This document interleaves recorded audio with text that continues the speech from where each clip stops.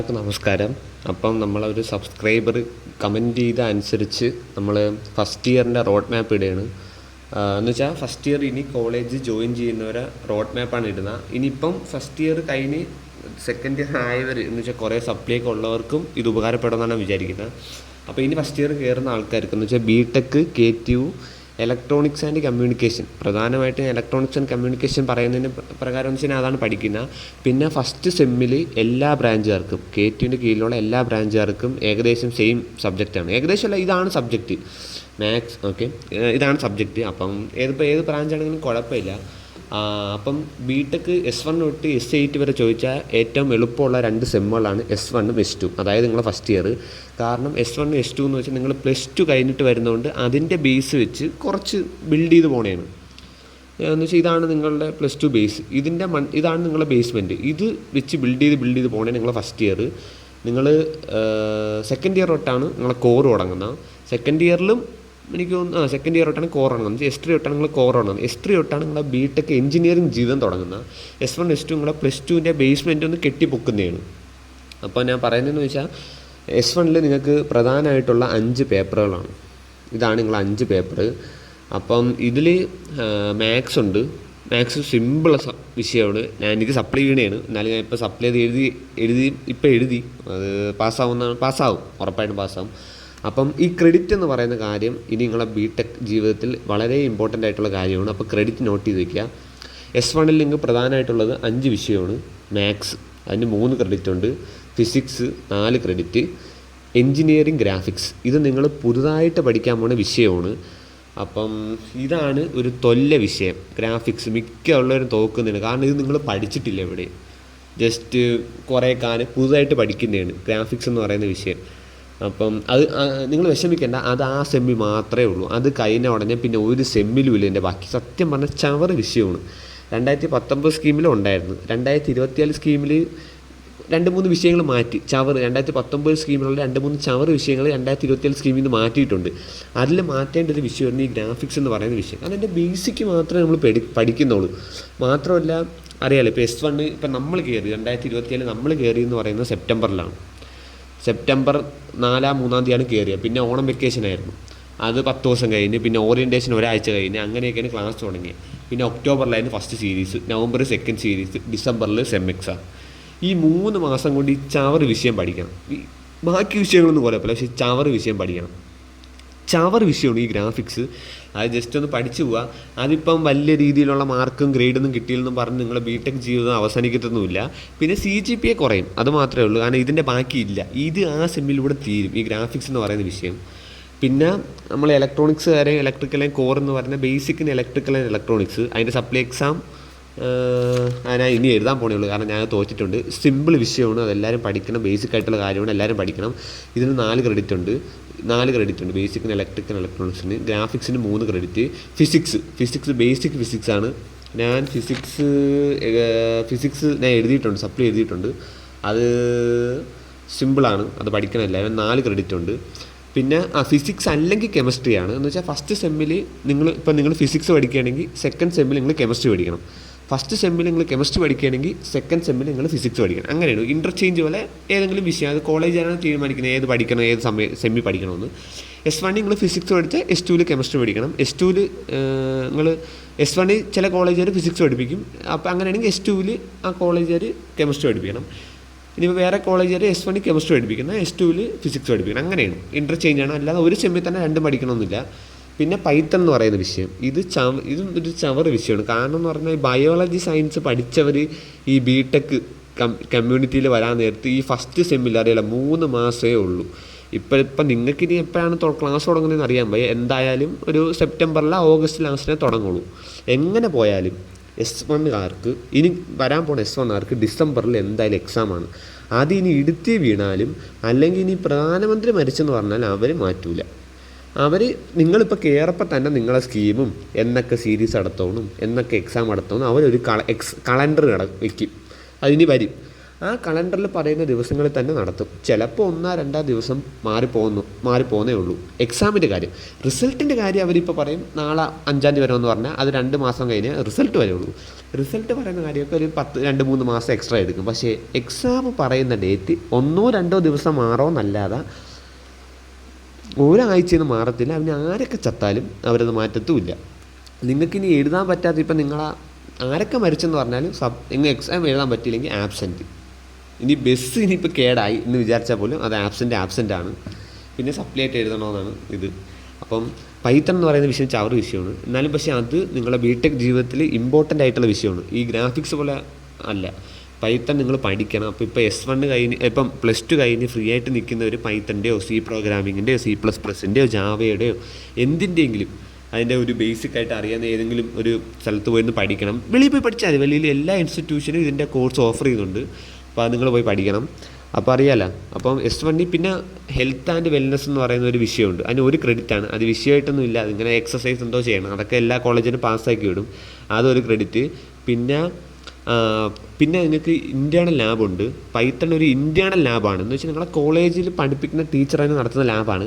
അതൊന്നും വലിയ സീനൊന്നുമില്ല. പഠിക്കാൻ പാടുണ്ടെന്നേ ഉള്ളൂ. പക്ഷേ അതൊക്കെ ഞങ്ങൾ ജയിപ്പിച്ച് വിടും. അത് ഇൻറ്റേർണൽ ലാബാണ്. അതിന് പ്രത്യേകം ക്രെഡിറ്റ് ഒന്നുമില്ല. ഈ വിഷയത്തിൽ ഞങ്ങൾ പോകുന്നതാണ്. പിന്നെ ബേസിക്കിന് ഇലക്ട്രിക്കൽ ആൻഡ് ഇലക്ട്രോണിക്സ് എന്ന് പറഞ്ഞ ലാബുണ്ട്. എന്ന് വെച്ചാൽ ഇതിൻ്റെ ലാബ്, ഇത് തിയറി പേപ്പറാണ്. അതിന് 4 ക്രെഡിറ്റ്. അതിൻ്റെ ലാബിന് 1 ക്രെഡിറ്റാണ്. അതും പാസ്സായി വിടും. ബേസിക് ആയിട്ടുള്ള കാര്യങ്ങളാണ്.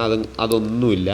ചിലവരാണെങ്കിൽ ലാബ് ചെയ്യിപ്പിക്കും. എന്ന് വെച്ചാൽ നമുക്കാണെങ്കിൽ മറ്റേ ബൾബിൻ്റെ connection, serial connection, parallel connection, പിന്നെ ബേസിക് ആയിട്ടുള്ള കാര്യങ്ങളാണ്. അപ്പോൾ ചിലവർ അങ്ങനെ എക്സാം നടത്തും. മിക്കുള്ളവരും തിയറി പേപ്പറായിട്ടാണ് എക്സാം നടത്തുന്നത്. എന്ന് വെച്ചാൽ ഒരു ക്വസ്റ്റ്യനിൽ ലാബ് എക്സാമുകൾ ഒരു 5-10 ക്വസ്റ്റ്യൻ കാണും.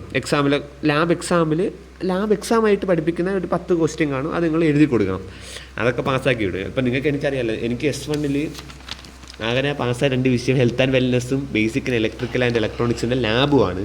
എനിക്ക് S1 ഇതുവരെ 2 ക്രെഡിറ്റ് കിട്ടിയിട്ടുള്ളൂ. പിന്നെ ഞാൻ സപ്ലി ആയിട്ട് എഴുതിയിട്ടുണ്ട്. അങ്ങനെ കിട്ടാൻ നേരത്ത് അതിൻ്റെ ഒരു അപ്ഡേറ്റ് ഞാൻ തരാം. അപ്പോൾ ഇതാണ് നിങ്ങൾ S1 റോഡ് മാപ്പ് എന്ന് പറയുന്നത്. അപ്പം ഞാൻ പ്രധാനമായിട്ട് പറയാൻ വേണ്ടി എന്തെന്ന് വെച്ചാൽ, ഈ കോളേജിൽ നമ്മളെല്ലാം ഉഴപ്പും. ടീച്ചർമാർ പറയുന്നത് ശ്രദ്ധിച്ചിരിക്കത്തില്ല. അവർക്ക് ഞാൻ പറയാണ്, അവർക്ക് പറ്റിയൊരു സാധനമാണ് ഈ സിലബസ് എന്ന് പറയുന്നത് കാണാൻ. അപ്പം KTUവിൻ്റെ സൈറ്റിലുണ്ട് ബിടെക്കിൻ്റെ സിലബസ്. അപ്പോൾ ഇതാണ് ബിടെക്കിൻ്റെ സിലബസ്. ഫസ്റ്റ് സെമ്മിൻ്റെ സിലബസ്. മാത്സ് പിന്നെ ഇവർ പറഞ്ഞ ബുക്കൊക്കെ ജസ്റ്റ് ഒന്ന് റെഫർ ചെയ്ത് നോക്കുക. എന്നാലും ഓക്കെ. മാത്സിന് ഒരു പറ്റിയ യൂട്യൂബ് ചാനലുണ്ട്. ഞാൻ നിങ്ങൾക്കൊരു ബെറ്റ് തരികയാണ്. ഈ യൂട്യൂബ് ചാനൽ മാത്സിന് പറ്റിയൊരു യൂട്യൂബ് ചാനലാണ്. ഫ്രീ ക്ലാസ്സാണ്.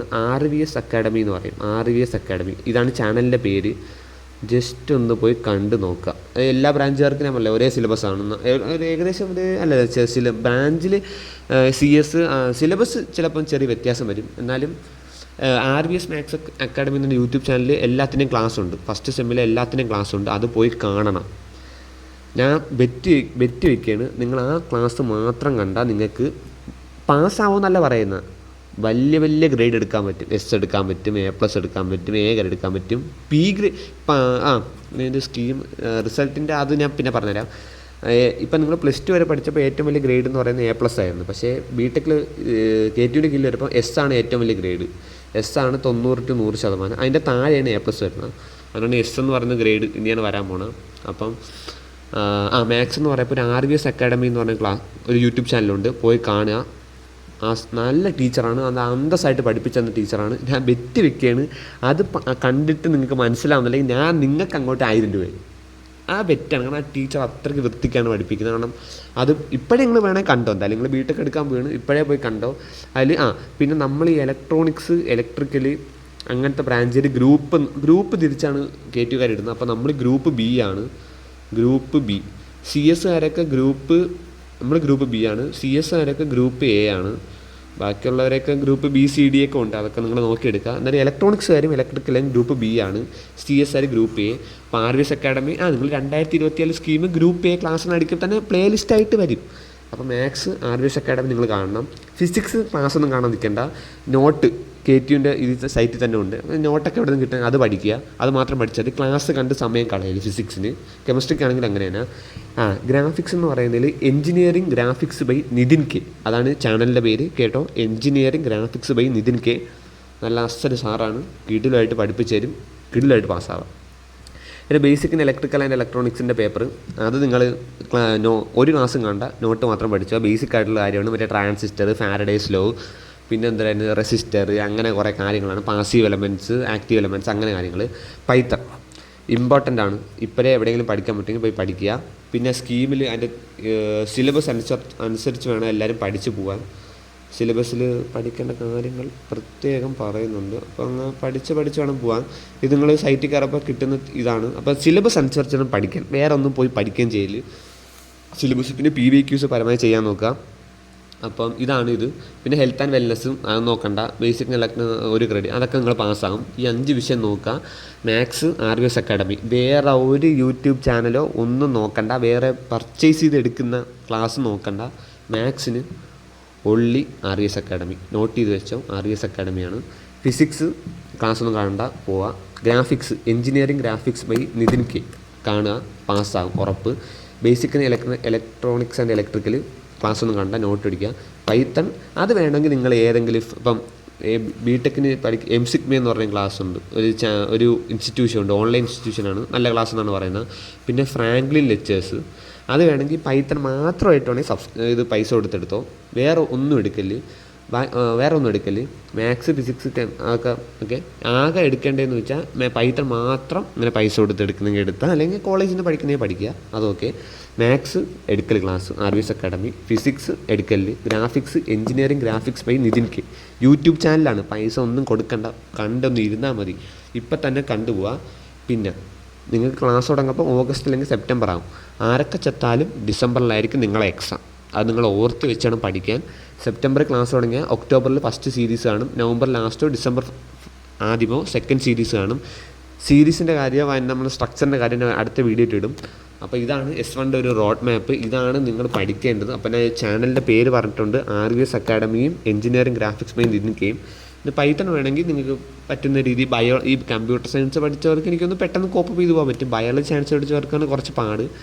അത് വേണമെങ്കിൽ ഈ ഞാൻ പറഞ്ഞ ഇൻസ്റ്റിറ്റ്യൂട്ട് MSICMEയോ അല്ലെങ്കിൽ ഫ്രാങ്ക്ലിൻ ലെക്ചേഴ്സോ വേറെ ഏതോ, ഞാൻ ഇപ്പോൾ ഈ രണ്ടും പറഞ്ഞതെന്ന് വെച്ചാൽ നമ്മുടെ ക്ലാസ്സിൽ ഇത് രണ്ടുമാണ് മേജറായിട്ട് എല്ലാവരും എടുത്തേക്കുന്നത്. അപ്പം പരമാവധി പഠിക്കാൻ നോക്കുകയാണ്. ഈ പൈസ കൊടുത്തെടുക്കുന്ന ഇതൊക്കെ ഉണ്ടല്ലോ, അതൊക്കെ നിങ്ങൾ ഈ S3 S2 ഒക്കെ ആയിട്ട് എടുത്താൽ മതി എന്നാണ് എൻ്റെ ഒരു അഭിപ്രായം. S1 എടുക്കേണ്ട ആവശ്യമില്ല. എന്തായാലും നിങ്ങളെ തീരുമാനം. മാത്സിനൊന്ന് എടുത്താൽ ഞാൻ ചാട്ടമാറ് വന്ന് കൊണ്ട് വീട്ടിൽ വന്ന് അടിപ്പിക്കും. സത്യം പറയല, RVS മാത്രം കണ്ടാൽ മതി, ഫുൾ പാസ്സല്ല, അത് തന്നെ പറയുന്നത് ഏറ്റവും കുറവാണ്. വലിയ ഗ്രേഡുകൾ എടുക്കാൻ പറ്റും. Thank you.